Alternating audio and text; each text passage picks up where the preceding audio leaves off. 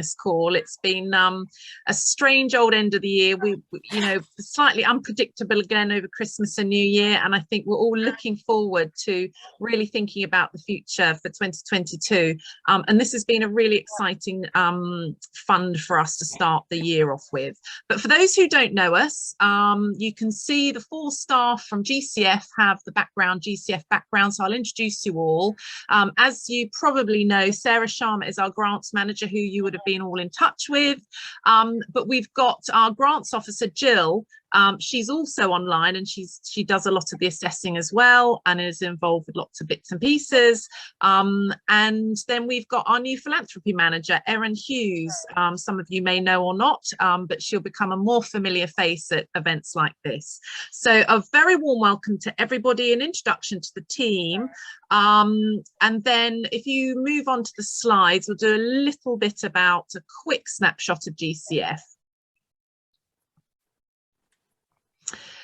So for those of you who aren't familiar with community foundations, we're a national network. We've got 47 community foundations across the country, which is a really such an interesting network to be part of. So as much as we're an independent charity, we have this link nationally where we get a national picture, and we obviously share best practice and lots of work together. So it's just a really exciting network to be part of, but it's also hugely impactful. We've delivered over £1 billion worth of grants, and the endowment across the network is sitting at about 614 million. And that endowment is everlasting, and when we're all gone, it's still delivering money into communities. So it's a community asset for life. So in 2020, we obviously had our record year, which many of you probably did also. We delivered as a network 98 million, so a huge amount of money. But actually our focus is grassroots. So the average size of our grants is around £4,000, which is why our work in Gloucestershire is very much working with grassroots organisations and supporting the smaller groups or supporting new groups, and breathing life into some of the innovative ideas that some incredible organisations have. And the smaller the size, often they're more embedded into communities. So that is a community foundation model that we all follow. But obviously we do support larger organisations. We don't have a specific interest. We support all. We just don't support animals, just people. But it just means we're able to support, maybe with an endowment, the less popular causes, those that are probably overlooked. Maybe it's a hard fundraising effort for certain areas which maybe aren't so on people's radar. So we have feedback from organisations that deal with heart attacks, people that have heart attacks, and the detrimental effect it has on families, but it's quite overlooked, and people don't really think about when someone's had a heart attack in a family and they need care, just how isolated and lonely they become and how little provision and support is out there. So we get to support all sorts of organisations, but what's brilliant is we get to support those maybe that don't get so supported as others. So I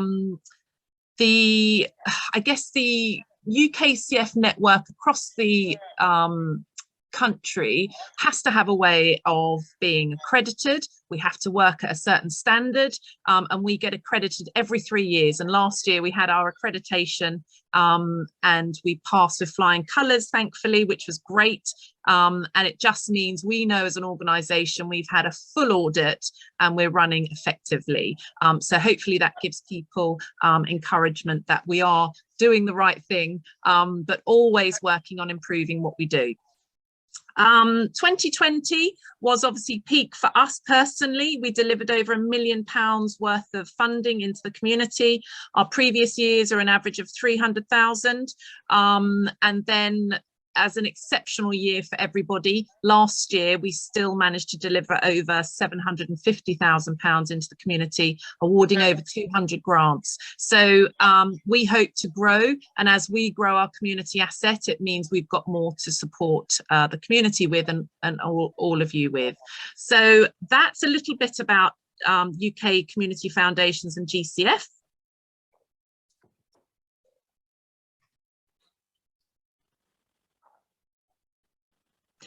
I'm going to pass over to Sarah, who's going to talk about this exciting fund.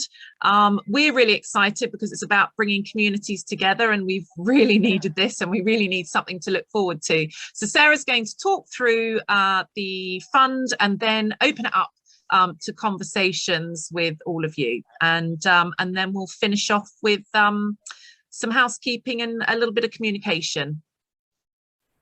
Thanks, Sarah. Hi, good afternoon, everyone. I'm just going to give a quick run through of the Arts Council, just a very brief little bit. I'm sure a lot of you have heard of the Arts Council before and may even have applied for funding before. So the Arts Council, also known as ACE, quite often abbreviated, is the National Development Agency for Creativity and Culture. They set out a strategic vision for up until 2030 now, which is they're calling Let's Create, and this grants programme fits within that Let's Create vision, where they want England to be a country where creativity is valued by everybody, and people are given the chance to be creative and flourish, and where everyone has access to really good high quality cultural experiences. They invest money from both the government and the National Lottery to help support the charity sector and the arts sector and to deliver that vision. This grant is going to be funded partly by National Lottery funding and partly by government funding, so it's coming via the Arts Council to the UK community foundations, and then it's being distributed by individual community foundations right across the country, so it's happening in every area of the UK.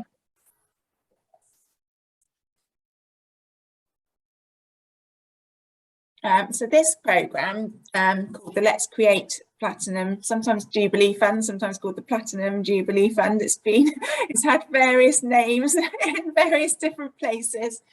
And it's aiming to fund a celebration of communities and community groups and the work that people are doing in communities in a really artistic and cultural way to celebrate the Queen's Platinum Jubilee in June. So the fund will award grants of between £750 and £10,000 towards any new work that you're doing in communities that's artistic or cultural, and any project that we support would need to culminate in an event or a performance or an exhibition in June as a celebratory event to tie in with the Jubilee. I don't think there's any need for the project to be particularly in celebration of the Queen or anything like that, so it could be celebrating something in your community. If you don't feel inclined in that way with the work that you're doing, it's fine. You can be celebrating what your community's done over all of this time period instead. We've got a funding pot of about £45,000. As I say, grants can vary in size. The programme will be supporting events that celebrate the Platinum Jubilee in June, so that is a criteria of the programme. There's quite a wide variety of different arts that it can encompass, so it could be musical, could be something theatrical, could include dance, visual art, so it might be painting, creating something, could be literature. It could be a combination of lots of different arts. It could be a sort of a mini festival or a carnival of some sort, or it could be a museum or a library activity. All of those things fit within what the Arts Council will support. You can hold it in all sorts of different places as well. So it might be a street party, it could be something across your neighbourhood. It might be in a particular village or a community hall or a park or a local space, or it could be something online. So it might be something that you feel the people you're working with perhaps might not be able to access something in public, particularly at the moment with COVID and things like that. You might think, actually, we want to do a project, but we are going to present it online so that it can be accessed by people that are perhaps still isolating and aren't leaving their houses at the moment. The aim of this project, really, from the Arts Council's point of view, is for applicants to really think about how they could deliver a creative and a cultural activity in your local community, and something that people will want to take part of and that's really going to encourage engagement from the community. The Arts Council would really also like to encourage groups to partner with arts organisations where possible, but from us and our point of view, we realise that some of the timelines for this are quite tight in terms of planning an event and partnering with somebody and developing a partnership. So we kind of recognise that that might not be necessarily possible within this remit. Coming round to that, for grants up to £5,000, there isn't a requirement to partner with an arts organisation, although it would need to be an artistic project, and we really encourage you to be able to employ artists, perhaps with some of this funding, to encourage opportunities for people that actually have struggled over the last few years in terms of work as well. So who can apply to the Let's Create Jubilee Fund? It's quite broad, really. It's open to voluntary and community organisations. You don't have to be an arts organisation or a cultural organisation to be able to apply for this funding. As I said before, ideally, it would be great if you can partner up with an arts organisation and particularly an Arts Council funded organisation so that you can utilise their experience and expertise. But we do understand that that might not be particularly easy for everybody. Arts Council funded organisations aren't actually eligible to apply for this funding as a main applicant, although they can be partners in the project. It really is targeted at community organisations to make the application and organise the event, and then to look to employ artists or involve arts organisations in that piece of work that they're doing.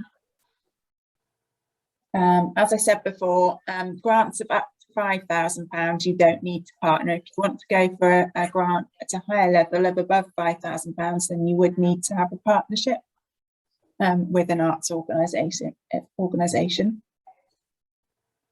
We kind of anticipate probably through this programme, because our total amount is 45,000, and we would really like to share that funding around as much as we can in communities, that a lot of the grants we award we would think would probably be for less than £5,000. So eligible applicants must be based in Gloucestershire, as we're the Gloucestershire Community Foundation. You'd need to have a bank account in the exact name that you're applying for. You need to have a project leader who is at least 18 years old. And you need to be established for at least 12 months. So these are some slightly different criteria to the ones that we usually apply for some of our other grants programmes, but these are the ones that the Arts Council have given to us. We can accept applications from organisations working as a partnership or a network, and that partnership could include non-constituted groups, but the lead organisation would need to be a constituted organisation with the bank account, as we say above. And then if that application goes on to be successful, then that organisation that was the lead applicant would be the person that was accountable for the grant. Or groups that we're not able to support through this would be non-constituted community groups. So you do need to have a constitution and the bank account, as I've said. Statutory organisations, so this includes schools, although schools can work with another community group who could make the application, and you could work together on the project. Because I'm aware that schools are a really good network into communities quite often, or they might be a really good venue at the heart of a community if you were planning an event.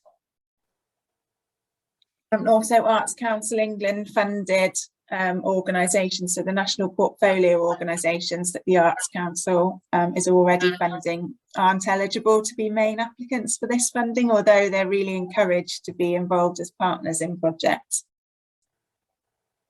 And then, as I said on the previous page, organisations that have been established for less than 12 months are excluded, and limited companies or sole traders without charitable aims wouldn't be eligible for this funding, which is quite standard really across all of our programmes.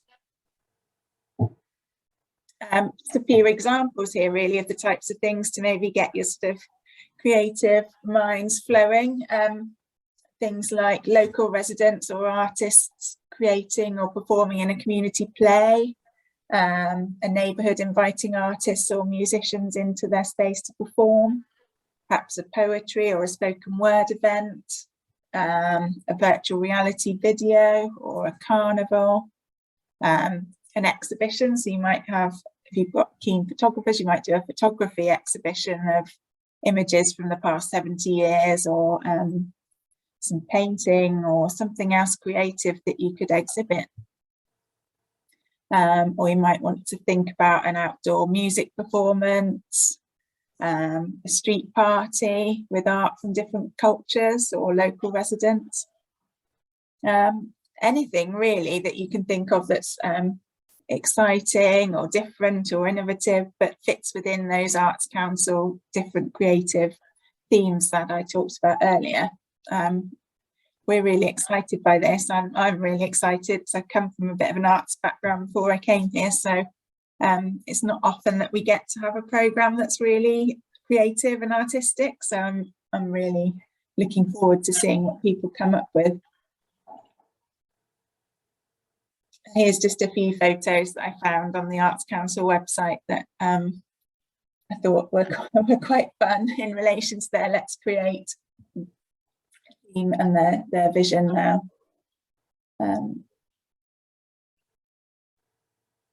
So now, just in terms of timelines, the applications are open now on our website, and the portal will close for applications on the 28th of February. So we've got just over a month to apply. The decision-making panels will take place mid-March, just to give us a little bit of time to do our assessments at the end of that application window, because then projects can actually start from the 1st of April. So we need to turn around decisions really quickly for you all. Once you've submitted your application, we want you to know as soon as possible so that you can get planning for your event. So then from April and May, grant recipients can work on the planning of the work, or if there's a lead up project to the event. And then in June would be when that project would culminate with some sort of public event, or an event, to say it could be online, or it might be a party, or it might be an exhibition or a play or a performance.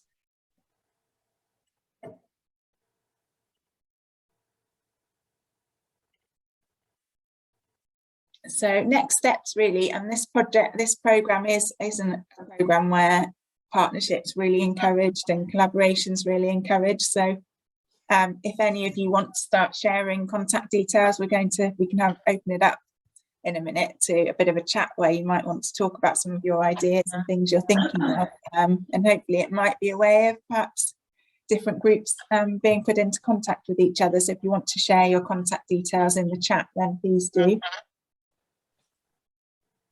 The funding, the application form's live on our website at the moment. If for any reason you have difficulty accessing the online form, then please do give me a ring and we can work out perhaps a way of being able to do a telephone application if you're finding the form difficult. Although we have tried to keep it as simple as possible for this programme.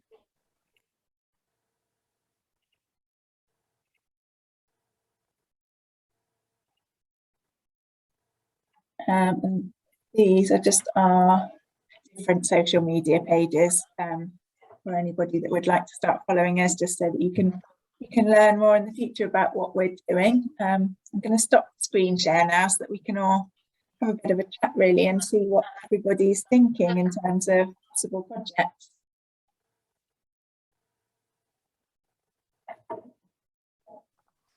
Brilliant, thanks Sarah, that's fantastic. I'm really excited by this. I don't know if any of you have had a bit of a think about an event or want to start chatting about something. Maybe others can feel that there may be a way of working together. I don't know if anyone has any thoughts. Go for it.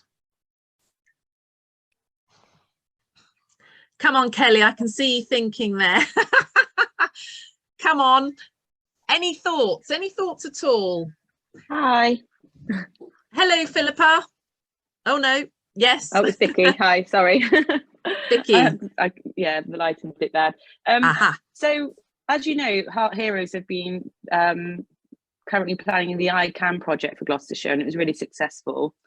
Can we somehow integrate that in with this? Because obviously we've got ICANN Create, ICANN Act, ICANN Drum. So could we sort of, because we've got loads of children and families that do want to get involved, and then Kelly had a plan to have a big sort of Jubilee party at the end to showcase what they had done in the previous sessions. Is that something that we could look for and to do, so we can sort of tie it in? I think so. And the idea of this is that it's something new, but I think quite often with projects, it needs to be something that maybe you have been perhaps working on and trialing. Yeah. So because we could change it up so that. Yeah.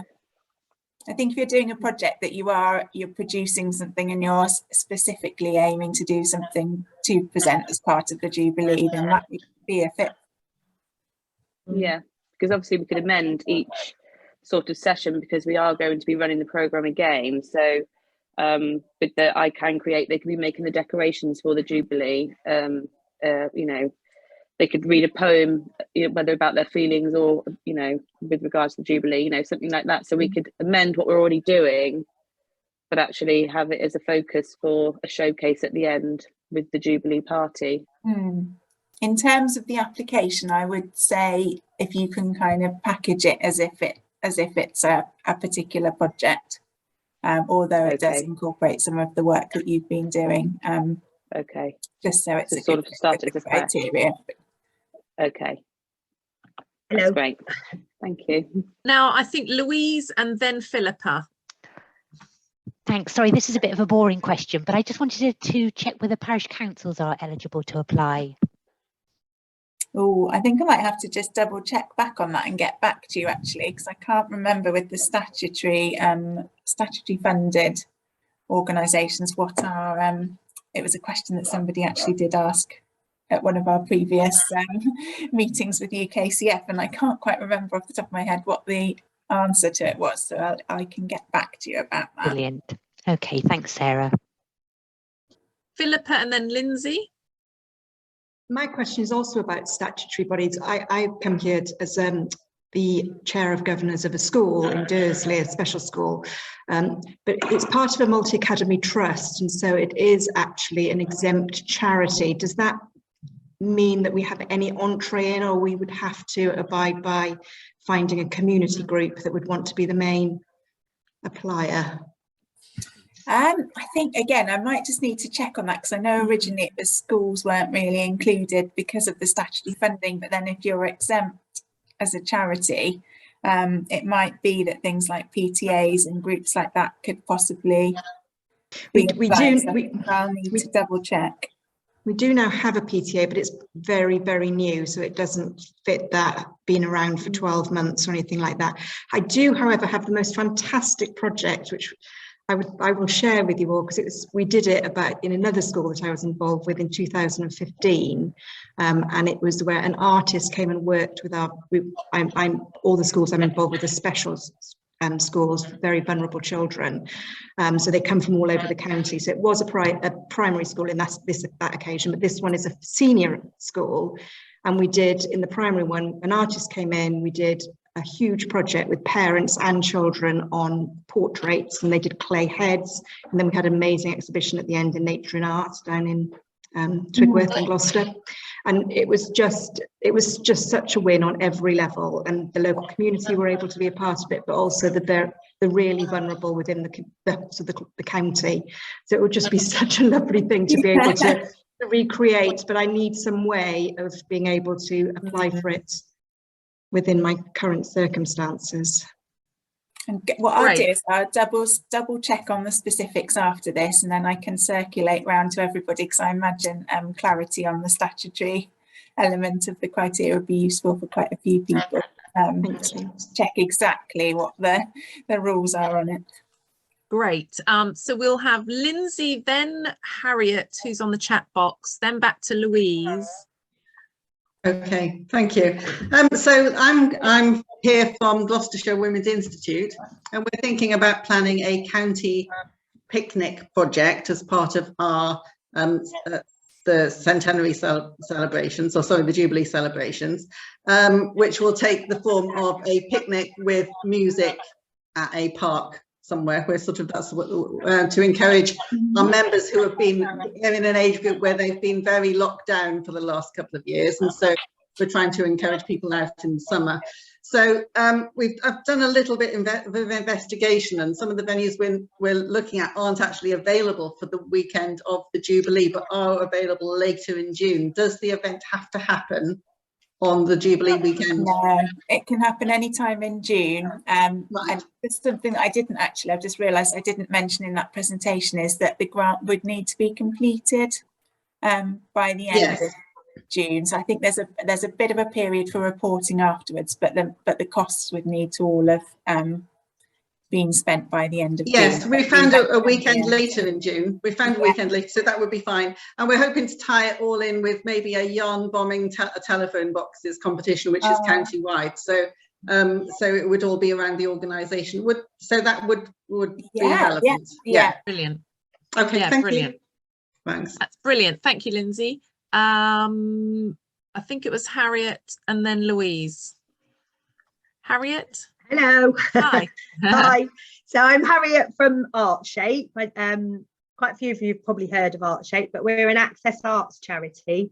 So we've had Arts Council funding for the last 4 years. I know in the criteria it said to have an arts organisation that's received it within the last 4 years. So, you know, we're very happy to partner with people if they wanted to go for that larger project, or we have a bank of excellent community artists covering all art forms.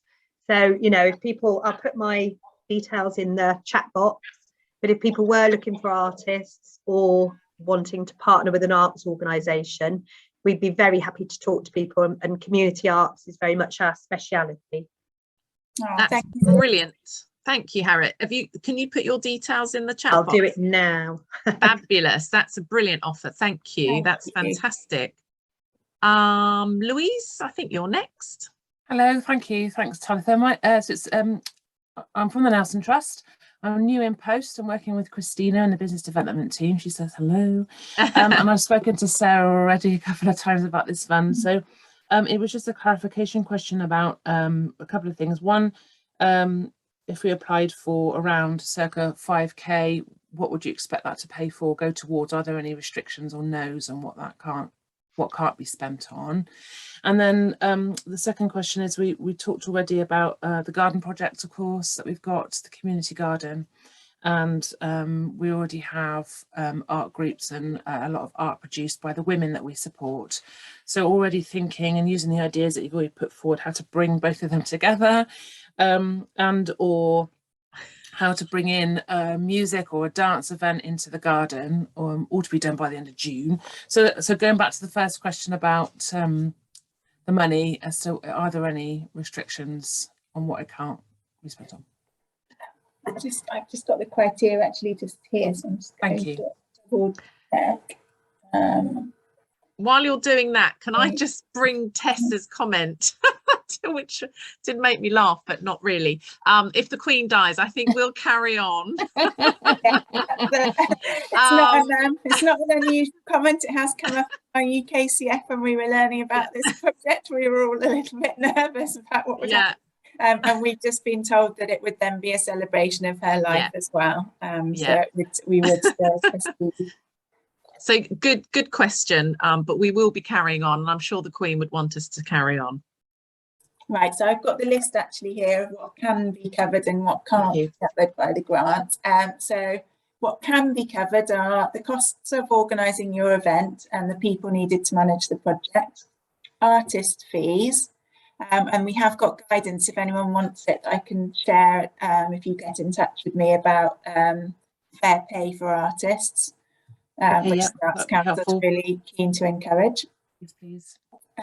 Volunteer expenses can be covered, materials or equipment needed for the event or activity, food and non-alcoholic drinks, marketing costs, overheads, and costs of making your event accessible. So it might be, you might need a British Sign Language interpreter or translation services or signage. Overheads could include things like insurance if you need an events insurance.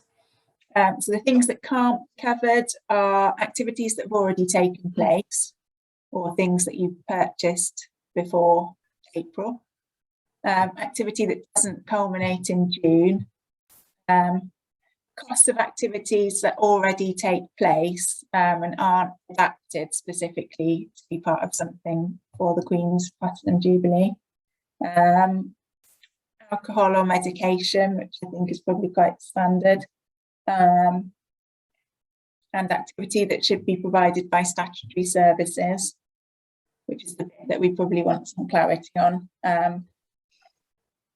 And mitigation of losses or debt, which I don't think would be something that many people would apply for. It's not something I really come across particularly in applications, but it's in there. Thank you. Thank you. Great. There's one question in the chat box, and then Catherine from Read With Me would be next. So Claire Turner, could the PTA lead? Sarah. I think possibly they could, because I think usually what PTAs do is quite in addition to the statutory requirements of what a school does. So I think it could be something that would work. But I will say I will do a more double checking. I'll go back and just check what's covered by that and isn't covered. Brilliant. It might depend on how they're constituted, because some are charities, aren't they? Catherine, you're next. Hi. We've got the opportunity to have a stand at the Barclays show, which is on the 26th of June. And really it's just an open book at the moment as to what we can do with that. So I'm just wondering, even though that's a large organised event, we would obviously have costs and things to being able to be there and put something on. It might, like, first off, I'm just thinking some kind of storytelling situation, but perhaps that involves a little bit more acting and interaction with children that are there, that type of thing. I just wanted to check whether, because that's part of a larger local event, whether that would still be something we could apply for. And then maybe there's somebody also that would like to help with that from a acting point of view, or maybe art. I think so, because I think it's kind of a ready-made venue for you, really, to a certain extent. And as you're likely to incur costs, I would think, with having people perform or storytelling. Yeah. So I think, and depending on also what you would decide, you could decide to present something else as part of that too. If there's some of the work that you've been doing that's artistic or creative that you'd like to sort of exhibit or. Okay. So I think that could be something that would fit. Yes. So if there's anyone else out there in that side of things from a theatrical point of view, it would be lovely to make contact perhaps. I'm just thinking, we're obviously on that castle site, and we can tie it in with the Jubilee theme. Yeah, it's just, very initial ideas really, but if anybody is interested in collaborating on that would be lovely. Brilliant. That sounds like a great idea. Now, Florence, where are you? Here we are. Do you want to introduce yourself? Sarah, I don't know if you can read it, but Florence, tell us about it, because it sounds great. Yeah, Florence, I'm from Lives of Colour, and Lives of Colour works to elevate the voices of marginalised communities through events, education and training. What we've been discussing is to sort of have an event at Pittville Park, embracing the Queen is the head of the Commonwealth, and have different musicians from different parts of the world perform, and it's for the whole community. And it's really, as well, it's part of, we hosted an event at Pittville 2 years ago, really thanking everybody and embracing the whole of the coming together and the support that was received, that has been really, really fantastic throughout Gloucestershire. So this is like for everybody. It's not for one or the other. It's just everybody to be part of it. Yeah, I think that sounds really exciting. I really like the idea of celebrating the Commonwealth. I think that really ties in really well with the Jubilee theme, and also being in Pittville Park, it'd be quite accessible to lots of people as well. Great. I mean, Pittville Park's a brilliant location, so sounds exciting. I think that gets the thumbs up. Thank you. Now, I have just seen another hand, Polly and Gemma. Hello.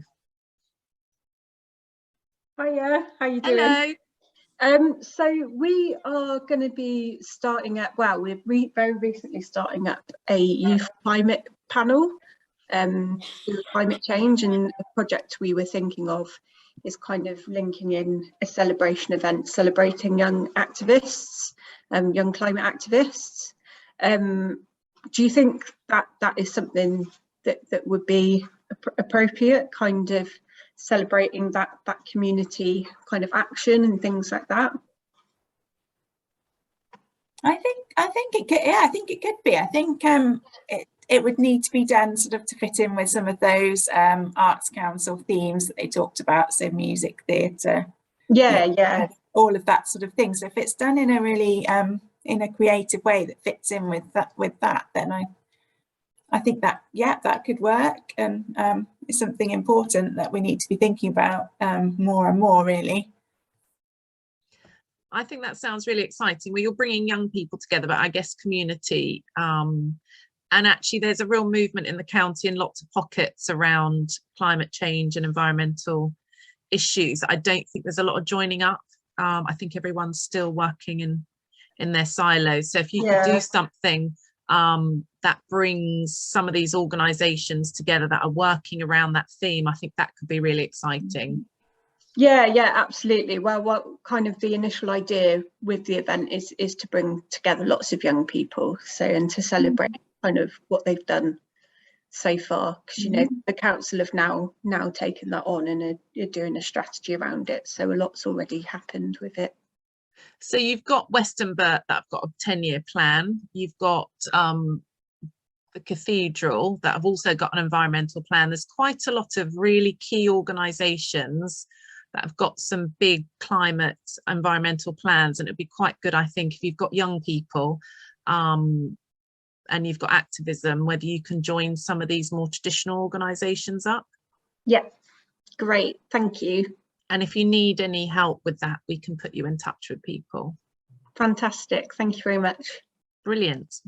Any more hands up? Sharon, I think I can see you've got your hand up. Sharon.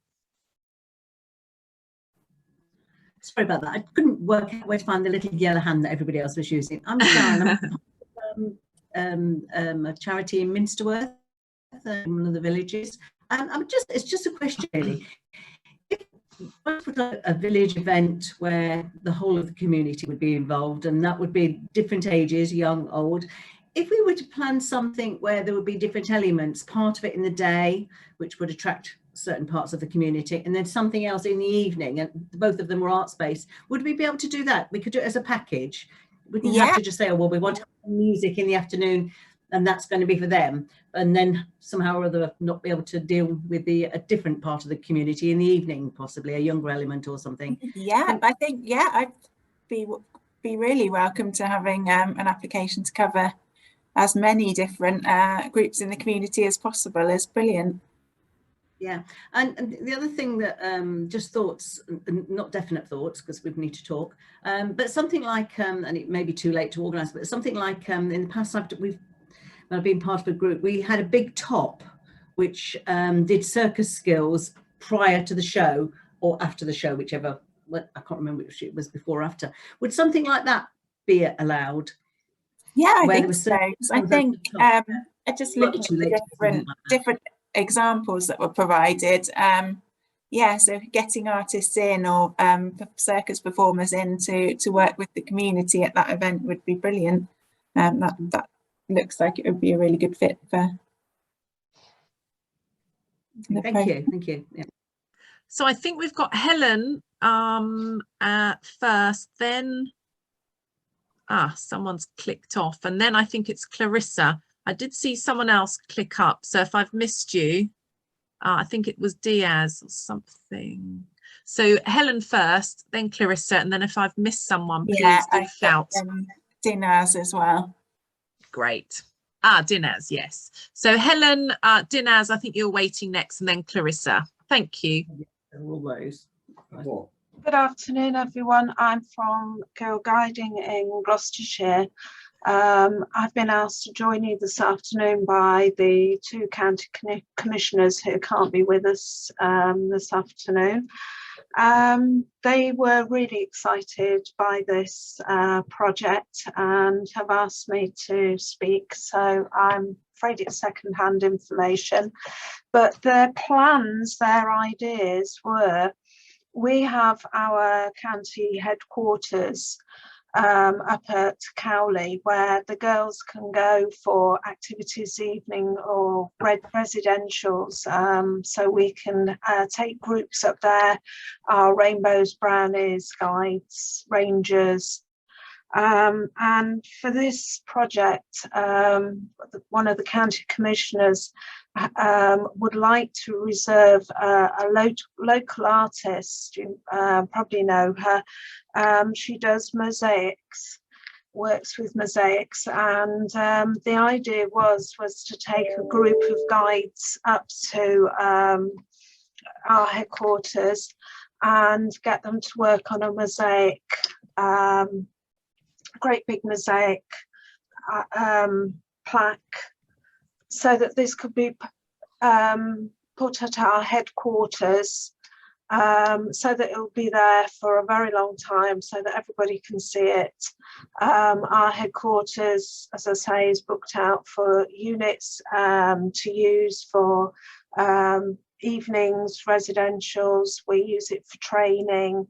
So it would be seen by a lot of people in Girl Guiding, and I wondered whether that would be the sort of project that you would be able to contribute to. So it would be girls doing a project together.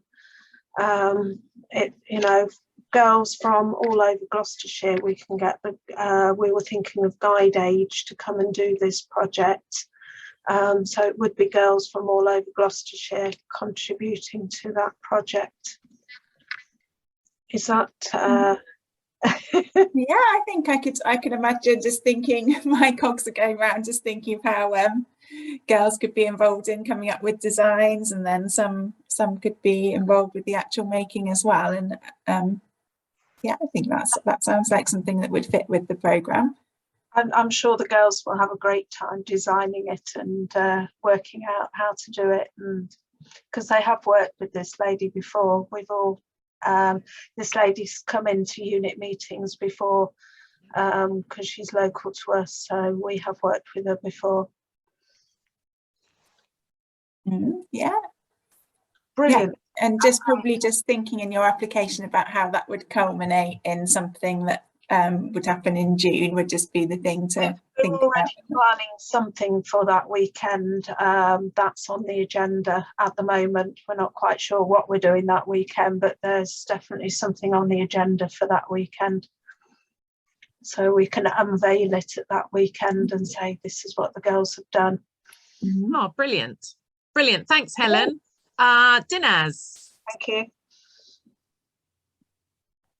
Sorry, we can't hear you, Dinaz. It's the old mute thing again. Right, sorry about that.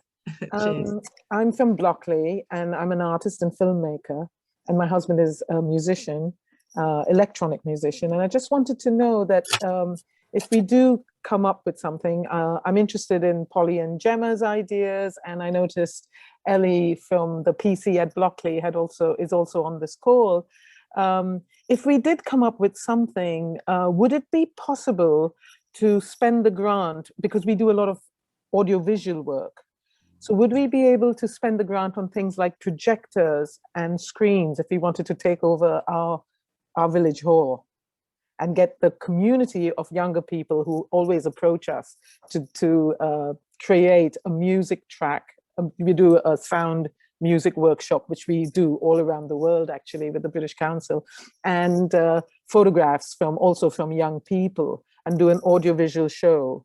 Would that be possible? Would it be possible to actually get the grant for the electronic, the sort of projectors and things like that kind of, and screens?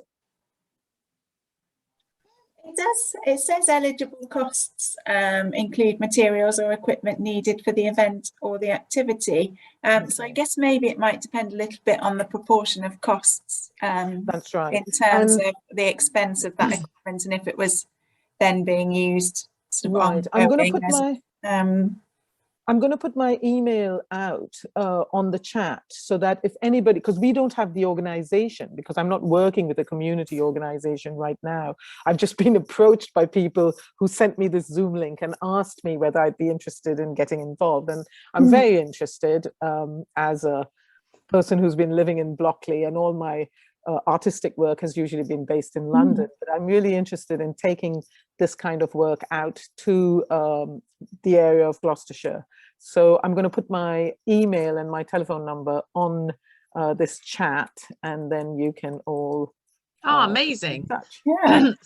Pat's just mentioned the halls in Blockley have a lot of equipment, so you may just need to look at what equipment's there and see what else you need. I mean, if it's a proportion of costs, it's whether you hire. If it was something, yeah, exactly. But that sounds amazing. It sounds like you are a very cool couple that I'm sure people would like to link up with, and have a lot to offer. So thank you for joining this. You never know the assets of our community, and you do something like this. So that sounds really exciting. Thank you. And I think you've just shared your contact details, so that's amazing. Thank you. Clarissa, I think you were next. Hi, thanks. I think you kind of answered this already, but I'm just going to double check. So we all sorts. We work with families with children with additional needs, sort of all ages, and we're kind of thinking that rather than do some kind of performance style event, we'd maybe like to do something that's more about kind of participation, to make it a bit more accessible for some of our families. So we're kind of thinking about, like, maybe could we do a range of workshops over half term that may or may not culminate in an event, of like doing a community event at the end, but that not being a deal breaker for those who are maybe uncomfortable with something like that, or uncomfortable with performance. Is that potentially going to work within this remit, to have that kind of format?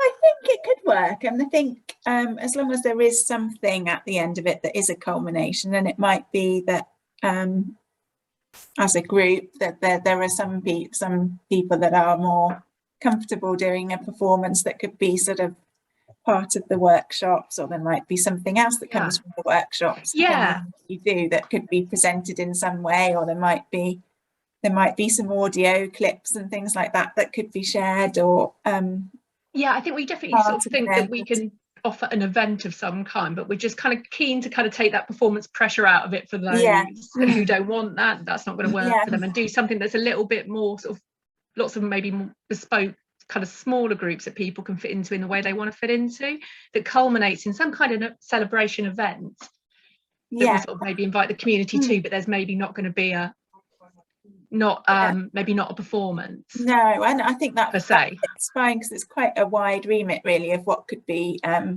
covered by the different artistic themes. So I think I don't think there's any pressure for everybody that's participated in the build up to something to be involved with performing something in the end event. It might be that people come along to watch, or they might not be able to make it at all, or it could be anything really. So I think that would work.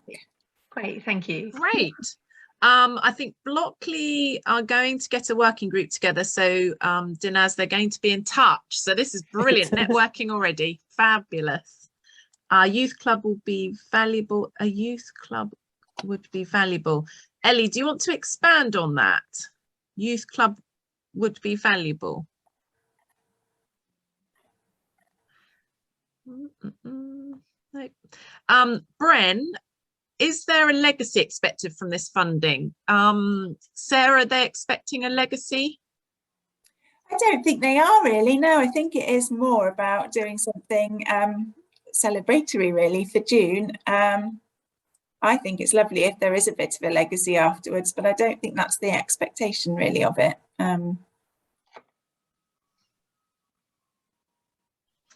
So somebody hasn't got a microphone or a camera, but St V's and St G's are really excited about this opportunity, and more so now we've heard all of these other wonderful ideas.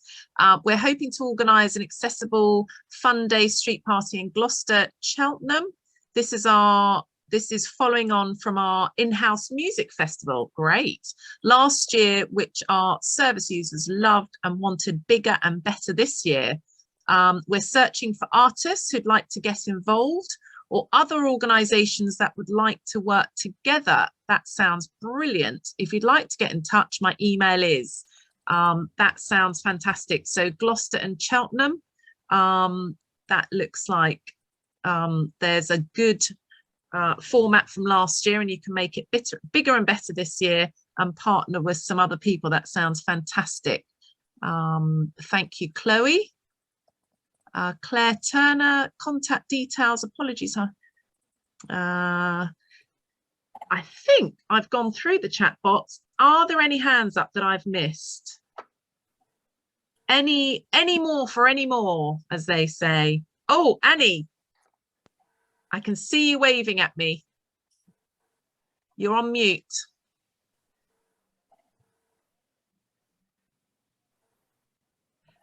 Okay, can you hear me? Yeah. Thanks, Annie. Yeah, sorry. I just wondered if you had target numbers of people that were supposed to be involved with all this, you know, whether there was often with grants, there are target numbers.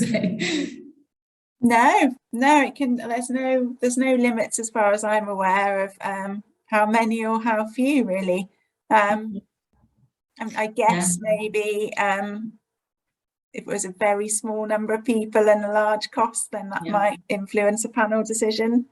Sure. But there's certainly, in terms of the criteria, there isn't any limit on it. Yeah, we're looking to bring more music into hospice life. So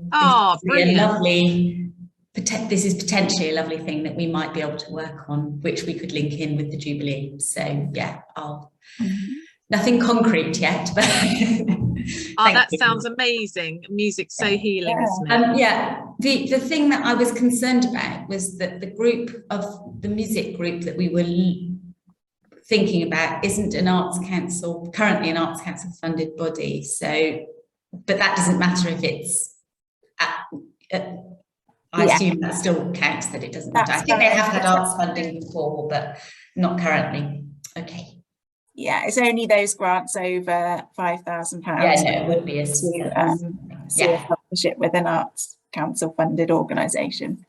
Thank you. Brilliant. A couple more hands up. I think we've got Holly and Gemma, and then Claire. Yeah, thanks. So our organisation, we've got quite a few different projects that are working with very different demographics and have very different outcomes. Could our organisation apply for more than one grant under its different projects?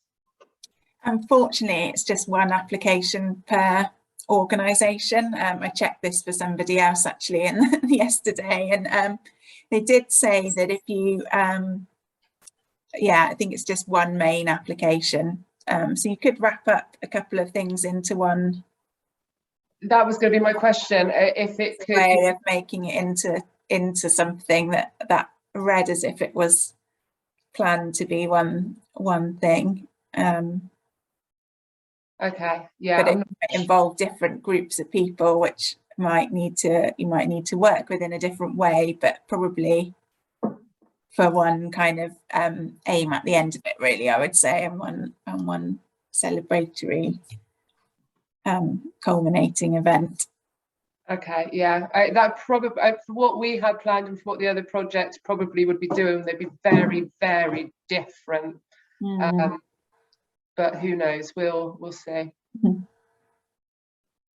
I mean, you're looking really like an infrastructure organisation and bringing those smaller groups in. I mean, we really do want to encourage those smaller groups that aren't necessarily constituted or don't necessarily have you know, the structure and setup. So if you are able to put one application in and work with a couple and bring it together, that would be brilliant. We do really want to encourage organisations to work with smaller groups.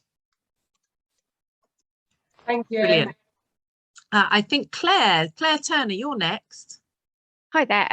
I've got a question about how you'll evaluate the projects that come in, assuming that you may have more applications than the pot of money allows to fund. Do you have criteria that you'll apply to weed them out?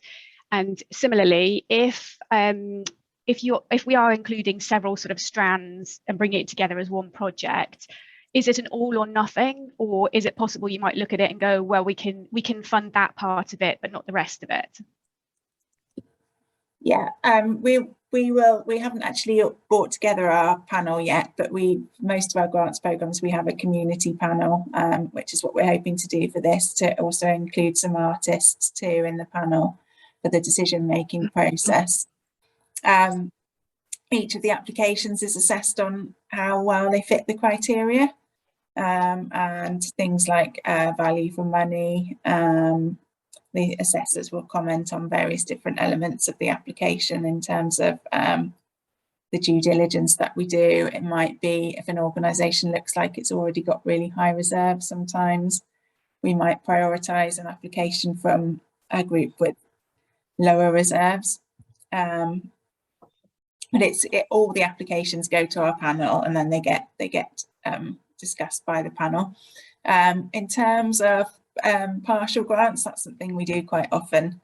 So if we've got lots of applications that are all really good, then we look at where we might be able to support certain elements and where it might not be a deal breaker for that project if we weren't able to fund the whole thing, and whether it would be that we could still fund a good element of it that would enable it to still go ahead, or whether we can also perhaps suggest other funding as well that might be able to contribute towards the whole cost. That's great. So better to include everything we would want in the ideal world, even if it sort of goes above that. I'm thinking that the smaller, keeping it under 5,000 obviously means more groups get a chance to have some of the pots. But if there's lots of groups locally, should we apply as sort of individuals or bring it together? And I'm thinking, from what you're saying, it sounds a little bit like bringing it all into one project is probably the sensible approach. I think so, where it's a really good fit as a partnership, perhaps geographically, or you're doing something really similar and you're working with the similar groups of people, and there would be a crossover, because that's another thing that our panels tend to look at, is where there might be duplication. So if we did get two very similar projects in a really similar area, then we might look at, we probably wouldn't want to support two things that were the same, because we'll try and aim to get some geographic spread around the county as well in terms of what we support. So I think, but if that happened, then it's an ongoing process when we're awarding grants. We haven't got a huge amount of time with this programme to do that after our panel, but if we did see two applications that were similar, we might then go back to both organisations and say, look, how about, is there a way you could work together on this to perhaps save some of your costs? So generally, we do sort of look at ways that we can try to support as many people as we can. I am aware that this could be a competitive process depending on quite how much interest we get for it.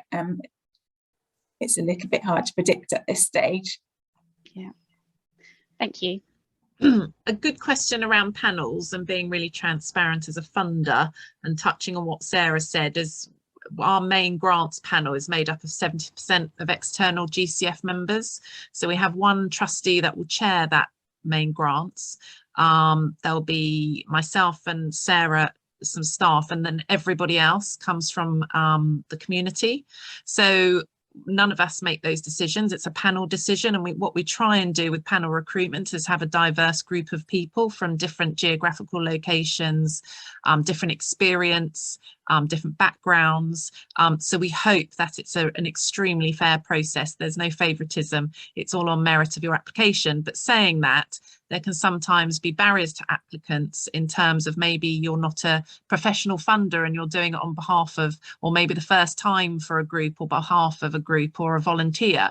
And So if an application comes through that isn't particularly polished, and that's also not discriminated against, if we see there's some really good ideas in there, the grants team will want to have that conversation and just really explore it with you. So we try and make sure that when applications come through that we're really fair and consistent as we can be, and we'll always communicate with you. So all of our funding, we hope, is always as fair and transparent as possible, and has a community representation, making the decision about funding that is essentially a community asset. So just a little bit more about how we make decisions. I hope that helps. Now, who else have we got? Any more hands up? Have I missed anybody?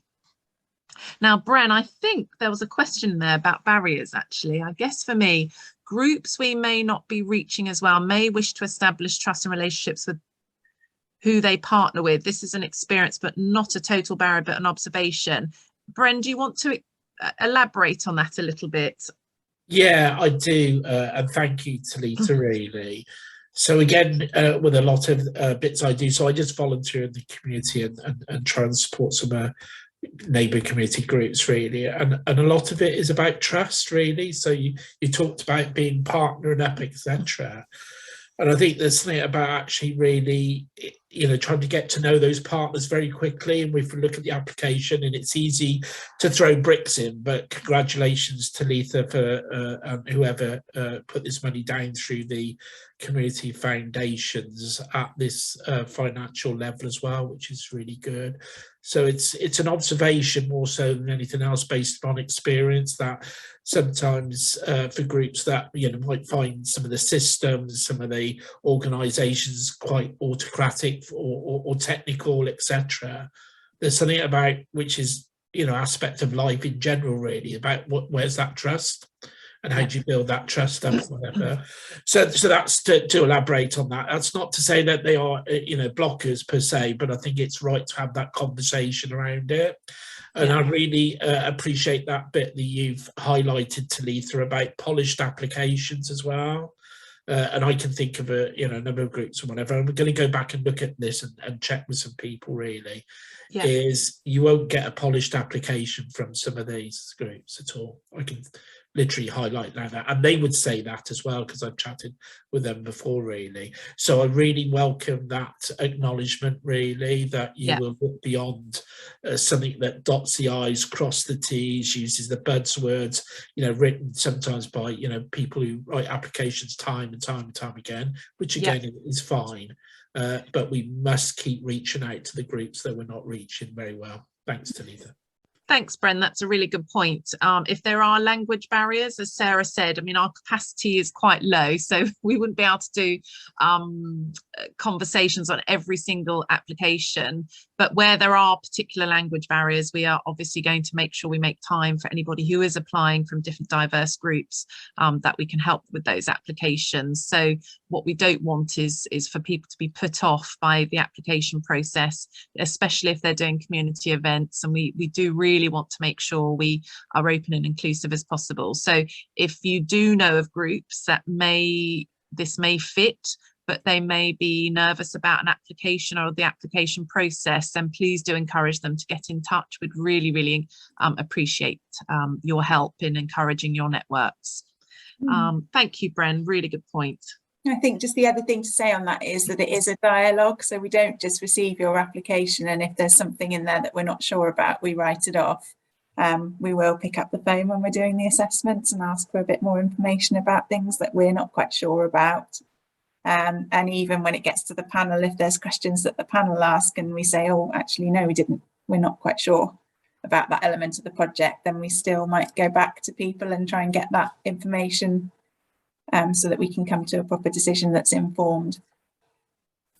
Yeah, brilliant. And even visit, we've got a couple of programs, and if there are questions, people will offer to go and visit and have a face-to-face conversation rather than through email, and someone will nominate themselves to go and visit. And we've had that in our last round.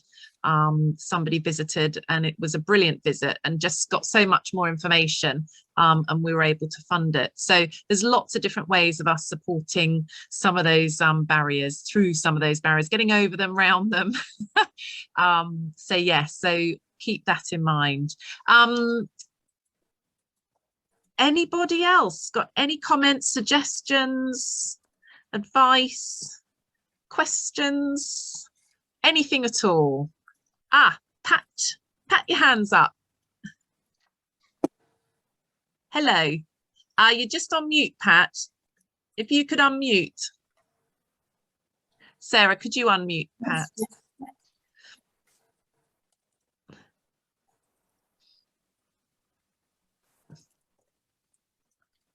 Worked? No. No. I can. Oops. No, it's saying. Here we go. Yep. Hey, well done. I don't know why it wasn't accepting. Sorry about that. The unmute. Sorry, Pat. What was I going to say now? Oh yes, the slides that you had at the beginning. Are you going to email those to us? We'll have a link on. We'll have a link on the website, so that will all be there, and then we can have a PDF as well, which Sarah can send out.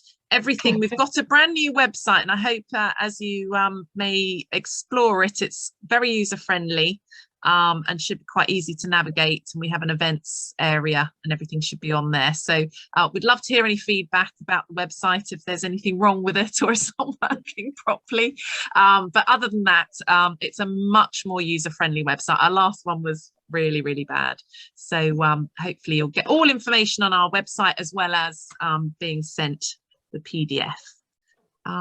Great, thank you, Pat. Anybody else?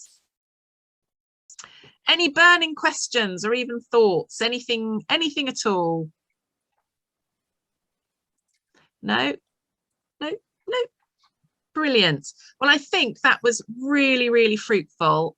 Lots of connections made, lots of brilliant ideas. I'm so excited that we may have some brilliant events around the Jubilee. It's something really for us all to look forward to. We can't wait to see your applications. And I think, Sarah, do you want to just finish off and sum up for us? And otherwise, we'll really have a wonderful rest of your day and a great start to 2022. And I'll hand you back to Sarah to finish off.